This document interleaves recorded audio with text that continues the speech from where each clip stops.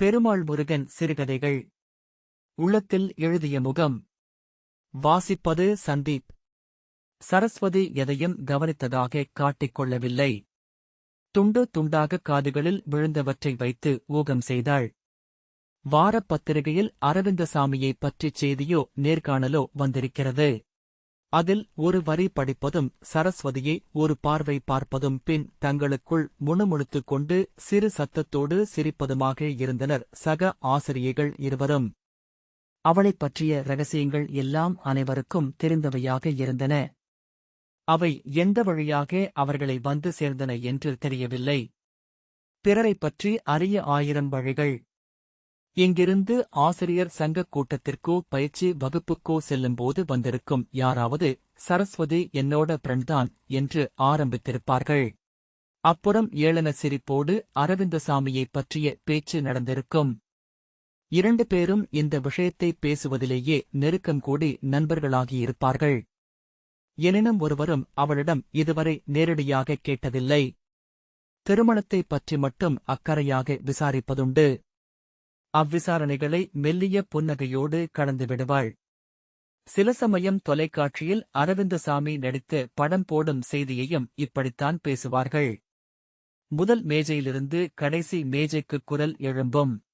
இன்னைக்கு அரவிந்தசாமியும் மரிதேவியும் நடிச்ச படம். லீவு போட்டுட்டு பார்க்கலாமுன்னு நினைச்சேன். லீவே இல்ல. மாணவர்களுக்கு வகுப்பு எடுக்கும்போது குரல் இத்தனை சத்தமாக எழுவதில்லையே என்று எரிச்சல் வரும். சரஸ்வதி கட்டுப்படுத்திக் கொள்வாள். அன்றைக்கு முழுக்க அந்த படப்பேச்சையே இடைவெளி கிடைக்கும் போதெல்லாம் பேசுவார்கள். இந்த ஸ்ரீதேவி அவளைவிட சின்ன பையன்கூட ஜோடி போட்டிக்கிட்டு நடிச்சிருக்கிறா பாரேன். என்ன தைரியம் என்பார் ஒருவர். ஆமா, எல்லாம் தனக்கேத்த ஜோடியத்தான் பாக்கறாங்களா என்று ஜாடை பேசுவார் இன்னொருவர். சில சமயம் தளபதி போட்டான், நீங்க பாத்தீங்களா டீச்சர் என்று அவளிடமே கேட்டதும் உண்டு. உதட்டைப் பிதுக்கி தலையை ஆட்டிவிடுவாள் சரஸ்வதி. என்றாலும் அவ்வப்போது அவளைச் சீண்டாமல் இருப்பதில்லை. அதுல அரவிந்தசாமிய பாக்கோணுமே, மாவுல பிடிச்சு வெச்ச சிலையாட்டம் என்று சொல்லியபடியே அவளைப் பார்ப்பார்கள். சிரிப்பாளே தவிர பதில் சொல்ல மாட்டாள்.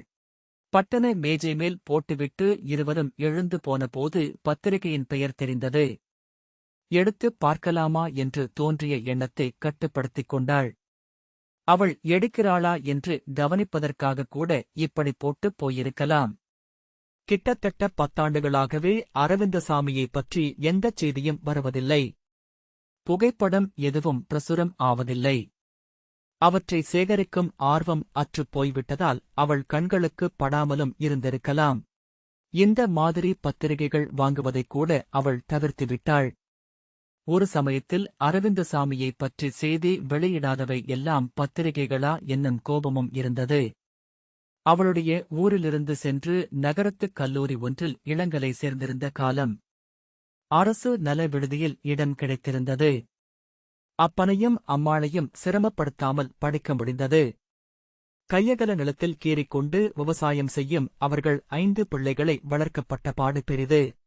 4 வெள்ளாடுகளும் எருமைக் கன்றுகளும்தான் வயிற்றை நனைத்தன. விவசாயப் பெருங்கொடி என்று அவ்வப்போது பெருமை பீற்றிக் கொள்வார் அப்பன். நகரத்திற்கு வந்தபின் அவளுக்கு அந்தப் பெருமையில் துளியும் அர்த்தமில்லை என்றாகியது. பருநகரம் கொஞ்ச நாள் தன் அரக்க வாயைக் காட்டிப் பயமுறுத்தியது. உழகப்பழக அதன் கோரப் பல்லெளிப்பு அவளுக்கு தென்படலிதான சில வேலைகளை நகரம் வைத்திருந்தது. பகுதி நேர வேலை தொடங்கியதும் இயல்பாகிவிட்டாள். தன் செலவுகளுக்கு சம்பாதிக்க கொடுக்கும் கடைகள் பல. அவற்றிலும் வாடிக்கையாளரை கவனிக்க சரஸ்வதியை நிறுத்த மாட்டார்கள். உள்வேலைகள் செய்ய பல பேர் வேண்டியிருக்கும். அந்த வேலைதான் அவளுக்கும் சரி எனப்பட்டது. அதில் அவ்வப்போது விடுப்பு எடுத்தாலும் பாதிப்பில்லை. ஒரு கடையில் பிரச்சனை என்றால் இன்னொன்றுக்கு எளிதாக மாறலாம். ஒவ்வொரு சமயம் எல்லா செலவுகளும் போகக்கை நிறைய காசுகள் இருந்தன. அப்போது ஊருக்கும் செல்வாள். உடனிருந்த பெண்களின் தொந்தரவைத்தான் சகித்துக் கொள்ள முடியவில்லை. சரஸ்வதி கருப்பு நிறம். கருப்பு என்றால் அப்பி வைத்த கருப்பு. அம்மாவே ஒரு சமயம் தார்ல போட்டு புரட்டி எடுத்தாப்ல எங்கடி இப்படி வந்து பொறந்த என்று கேட்டிருக்கிறாள். வீட்டில் எல்லாரும் கருப்புத்தான். ஆனால் அவ்வளவு கருப்பில்லை. தங்கைகள் 3 பேர். தம்பி ஒருவன். பையனுக்கு ஆசைப்பட்டு 4 பெண்களைப் பெற்றிருந்தார்கள். விடுதியில் தோழிகளுக்கு விளையாட்டுப் பொருள் போலானாள். அது விடுதி ராகிங்கிலேயே தொடங்கிவிட்டது. அவள் உடம்பில் பல பாகங்கள் நன்றாகத் தெரியும்படி நிற்க வைத்தார்கள். கையை உயர்த்தி ஒயிலும் காட்ட வேண்டுமாம். ஒவ்வொருத்தியாக வந்து அவள் உடம்பில் அழுந்த விரல் பதித்து எடுத்து தம் நெற்றியில் பொட்டிட்டுக் கொண்டார்கள். சிலர் கண்ணுக்கும் தடவி அலங்கரித்தனர். 50 பேருக்கு மேல் பொட்டிட்டும் அவள் உடம்பின் மை குறையவேயில்லை. கருப்பழகி என்றார்கள். அதுவே பெயராகவும் ஆயிற்று. சரஸ்வதின்னு உனக்கு ஏன் பேரு வெச்சாங்க, பார்வதின்னு வெச்சிருந்தா பொருத்தமா இருக்கும் என்று சொன்னார்கள். தினசரி ஒருத்தியாவது சரஸ்வதியின் உடலைத் தொட்டு பொட்டிடுவாள். இந்தத் தொடுதலில் உடல் கூசியது படிப்படியாகக் குறைந்து யாராவது விரலை நீட்டிக்கொண்டு வந்தால் இந்தா தொட்டுக்கோ என்று முகத்தையோ இடுப்பையோ காட்டிக்கொண்டு நிற்கும் அளவுக்கு தைரியமானாள். பெரும்பாலோர் அவள் இடுப்பை அழுந்த கிள்ளித்தான் மை எடுப்பார்கள். சில சமயம் பிருஷ்டத்தைக் காட்டுவாள். இவளுக்கு எல்லாம் அத்துப் போச்சு என்று கோபித்துச் சிரிப்பார்கள். எல்லாரும் தன்னால் சந்தோஷமாக இருக்கிறார்கள் என்பதில் திருப்திதான். இந்த கருப்புக்கு ஏத்தாப்பல மாப்பளைய இங்கிருந்து புடிப்படி, உன்னைய தொட்டதும் மாப்ள உடம்பும் கருப்பாயிருமே என்றெல்லாம் கேலி செய்வார்கள். தளபதி படம் வெளியாகி மும்முரமாக ஓடிக்கொண்டிருந்த சமயம். விடுதியில் இருந்து கும்பலாக படத்திற்குப் போனார்கள். படம் பற்றியே கொஞ்ச நாள் பேசிக் கொண்டிருந்தார்கள். அதில் அறிமுகம் ஆகியிருந்த அரவிந்தசாமியும் முக்கியமான பேசுபொருள். உன்ன மாதிரியே உங்குழந்தைகளும் கருப்பா பொறந்தா என்னடி பண்ணுவ என்று அறையில் உடனிருந்த பத்மா அக்கறையாக விசாரிப்பது போல கேலி செய்தாள். எங்க அப்பா அம்மா என்னைய வளர்த்துனா பததான் நானும் வளர்த்துவன் என்று சொல்ல வாய் வந்தது. ஆனால் ஏனோ அதைத் தவிர்த்து அரவிந்த்சாமிய கலியாணம் பண்ணிக்க வண்டி. அப்பறம் பாரு குழந்தைங்க எல்லாம் அப்படி கலரா பொறக்கும்ல என்று சொல்லிவிட்டாள். தளபதி படம் பார்த்ததில் இருந்து அரவிந்தசாமியின் முகம் அவள் மனதுக்குள் பதிந்திருந்து வெளிப்பட்டுவிட்டது போலும். சாக்ரடிஸ் கிட்டையோ பெர்னாட்ஷா கிட்டையோ ஒரு பொம்பள கேட்டாப்பல இருக்குதே. அது சரி, உங்களரிலேயே பிள்ளைங்க பொறந்துட்டா என்ன பண்ணுவ என்றாள் பத்மா. அரவிந்த்சாமி சுடருடி. அதுக்கு முன்னால எல்லாம் பொசுங்கேறும் என்று கவிதை போல வார்த்தை வந்துவிட்டது. விடுதி முழுக்க அவள் வார்த்தை தீ போல பரவியது. அரவிந்த்சாமி என் ஆளுடி. நீ எப்படிச் சொல்லலாம் என்று சண்டைக்கு வந்தவர்களும் போனா போவது நீயும் வெச்சுக்க என்று பெரிய மனது செய்தவர்களும் இருந்தனர். இந்தப் பேச்சு இப்படியே போய் சரஸ்வதி என்றாலே அரவிந்தசாமி என்றாகிவிட்டது. யோசிக்க யோசிக்க அரவிந்தசாமி மீதான ஈடுபாடு அபரிமிதமாக கூடிக்கொண்டே வந்தது. விடுதியில் அவளையும் அவள் கருப்பையும் பற்றி பேசுவதற்குப் பதிலாக அரவிந்தசாமியைப் பற்றி பேசும்படி ஆயிற்று. அது அவளுக்கு பெரிய நிம்மதியைக் கொடுத்தது. பள்ளியில் அவளுக்கு வேலையே ஓடவில்லை. அந்தப் பத்திரிகையை வாங்கிப் பார்த்துவிடலாமா என்று குறுகுறுத்தது மனம். சாசனம் என்னும் படத்திற்குப் பின்னால் எதுவும் வரவில்லை. அதுவும் கூட நடித்து ரொம்ப நாள் கிடப்பிலிருந்து பின் வெளியாயிற்று. இப்போது மீண்டும் ஏதாவது படத்தில் நடிக்க வருகிறாரோ? திரும்ப எதற்கு வரவேண்டும்? அப்படியிருந்தால் அது தப்பான முடிவு என்று தோன்றியது. வேறு செய்தியாக இருக்கும். தொழில் ரீதியானவை, அவர் கலந்து கொண்ட விழாக்கள் என்று எதையாவது போட்டிருப்பார்கள். அவர் தோற்றம் மாறிப் போனது கூட முக்கியமான செய்திதான். அதைப் படிக்கவும் நிறைய பேர் இருப்பார்கள். வயதானால் தோற்றம் மாறத்தானே செய்யும். அது சரிதான். ஆனால் அவருக்கும் மாறுமா? ஏன் மாறாது? தளபதியில் பார்த்ததற்கும் பம்பாயில் பார்த்ததற்கும் வித்தியாசம் இல்லையா? அப்போதெல்லாம் தொடர்ந்து பார்த்துக் கொண்டே இருந்ததால் மாற்றம் எதுவும் தெரியவில்லை. நேசம் கண்களைக் கட்டிவிடும். அரவிந்தசாமியை மனதுக்குள் தீவிரமாக நேசித்தாள். தன் பிரச்சனைகளை எல்லாம் தீர்க்க வந்த அவதாரம் போல கருதினாள். பெயரைச் சொல்வதைத் தவிர்த்து அவர் என்று சொன்னாள். ரோஜா படம் வெளியான போது கூடுதலாக ஒரு சீட்டு வாங்கினாள். அதற்கான இருக்கையை அவருக்கு வழங்கினாள். உடன் வந்த தோழிகள் யாரையும் அதில் உட்கார விடவில்லை. அவளருகில் அவர் உட்கார்ந்து படம் பார்ப்பதை நினைக்கவே பெரும் சந்தோஷமாக இருந்தது. பேருந்தில் கூட அவருக்கும் ஒரு சீட்டு வாங்கத் தொடங்கினாள். தன்னுடன் எப்போதும் இருப்பவர் அவர் என்றுணர்ந்தாள். படுக்கையில் பெரும்பகுதியை அவருக்கு ஒதுக்கினாள். தன் வாழ்வில் எப்போதும் அவருக்கான இடத்தை ஒதுக்குவதில் தயக்கம் வந்ததே இல்லை. அவருடன் என்னென்னவோ பேசினாள். திடுமென அவள் சிரிப்பதையும் தானாக பேசுவதையும் பொது இடத்தில் பலரும் வித்தியாசமாக பார்த்தனர். அவள் யாரையும் பொருட்படுத்தவில்லை. அவர்தான் இந்த உலகத்திலேயே பேரழகன். மாசு மறுவற்ற உருண்டை முகம். சிறுபுள்ளே கருப்பாகப் படிந்தாலும் சட்டென துலங்கிவிடும். 2 கைகளாலும் அள்ளிக்கொள்ளலாம். இந்த உருண்டை வடிவம் எந்த நடிகருக்காவது உண்டா? தமிழ்நாட்டில் ஒருவருக்கும் இருக்காது. ஒரு துளி எண்ணெய் வடிதல் உண்டா? தந்தத்தில் செதுக்கி வைத்தது போல. நடுவில் இறக்கை சுருக்கிப் படுத்திருக்கும் கருவண்டை கொண்ட கண்கள் மொழி பேசும். ரோஜா நிற இதழ்கள் பிரிபடும்போது பெட்டகம் திறப்பதைப் போலிருக்கும். இதழ் பிரிந்தாலே சிரிப்பு கூடிவிடும். அது முகம் முழுக்கப் பரவி உற்சாகத்தை ஊட்டும். சத்தமாக சிரிப்பதே அவரிடம் இல்லை. வாயென்ன ஒலிபெருக்கியா? அந்தக் குரலுக்குத்தான் என்ன மகிமை! கண்ணை மூடிக்கொண்டு கேட்டால் புல்லாங்குழல் காற்றில் இசைந்து வந்து தழுவி அழைத்துச் செல்வதைப் போலிருக்கும். உடலில் அப்படியொரு துள்ளல். உற்சாகமே பிறப்படுத்து வந்தது மாதிரி. நினைத்துக் கொண்டே இருக்கலாம். என்னடி முகம் அது? அனுமாருக்கு வெண்ணக்காப்பு போட்டாப்பல. கொஞ்சமாச்சும் அசையுதா பாரேன் என்பாள் உமா. பொறாமைடி பொறாம. அழுது ஆர்ப்பாட்டம் பண்ணுனாத்தான் நடிப்பா? அந்தக் கண்ணுல ஒரு சோகம் காட்டுவாரே அது போதாதா? என்பாள். ஏண்டி, நிஜமாலுமே அரவிந்த் சாமிய கலியாணம் பண்ணிக்க முடியுமாடி? எதுனாலும் ஒரு அளவோட இருக்கணும். கனவு கண்டு வாழ்க்கைய அழிச்சுக்காத என்று அவளுக்கு அறிவுரை சொல்லாதவர்களில்லை. அவருக்கு கலியாணம் ஆயிருச்சு, சரி. அவர் மாதிரி ஒரு மாப்பிள கிடைச்சா பண்ணிக்கலாம் என்பாள். அவரது படங்கள், செய்திகள் எல்லாவற்றையும் கொண்ட பெரிய ஆல்பம் ஒன்றை தயாரித்திருந்தாள். அதை ஒருமுறையாவது எடுத்துப் பார்ப்பதும் அதில் புதியவற்றை சேர்ப்பதும் தினசரி கடமையாயின. மறுபடியும் படத்தின் ஒரு புகைப்படம் அவளுக்கு மிகவும் பிடித்திருந்தது. உட்கார்ந்த கோணத்திலான புகைப்படம். அதற்கு நிகரான ஒரு புகைப்படம் இல்லை. பள்ளி முடிந்து வீட்டுக்கு திரும்ப நடந்தாள். நடந்து செல்லும் தொலைவில்தான் வீடு. வங்கிக் கடனில் வாங்கிய வீடு. 4 கல் தூரத்தில் இருந்த சிறுநகரத்திற்குப் போனால் அந்த பத்திரிகையை வாங்கலாம். வீட்டுக்குப் போகலாமா, பேருந்து பிடித்து நகரத்துக்குப் போகலாமா என்று ஊசலாட்டமாக இருந்தது. இப்போதைய அந்த முகத்தைப் பார்க்கலாமா வேண்டாமா? முதுமையின் சாயை படிந்த முகமும் உருவமும் என்ன தரப்போகின்றன? எல்லாரும் சொல்வது மாதிரி இருக்காது. இன்னும் அந்த வசீகரம் வற்றியிருக்காது. அது ஜீவன் ஊற்று.